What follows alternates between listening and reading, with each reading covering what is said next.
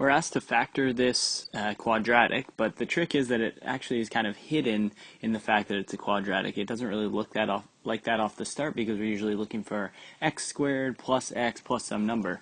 But if you take a look, we actually have this a plus b term squared, and then this a plus b term not squared, and then a constant.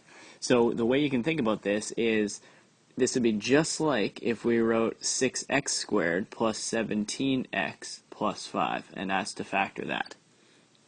So let's actually just do that. So we can even let the grader know that we're substituting.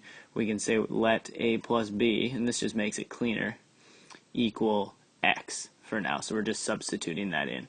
Now we've got what looks like a normal quadratic. How do we factor these? Well, we can sort of do our x method here if we want, where we take the first coefficient, times the constant. 6 times 5 is 30. So we want our two numbers to multiply to 30 and add to 17. Thinking through the combos that multiply to 30, this becomes 15 and 2.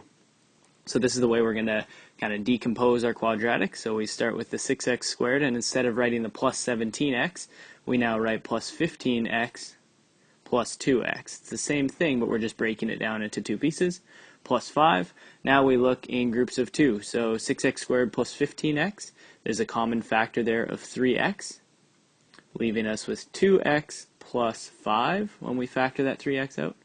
Plus, we've just got 2x plus 5 left here, so I'll put a 1 in front even though you don't have to. But this is a nice way to visualize that we've done it correctly because we've now got a new common factor in the form of this bracket. So we can take that out to the front, so it's 2x plus 5 and 3x plus 1. Those are the coefficients. The last step, make sure you don't forget to substitute back. So our final answer is 2 into a plus b, because remember x is actually in place for a plus b, plus 5, 3 multiplied into a plus b, plus 1. This is our full factored form.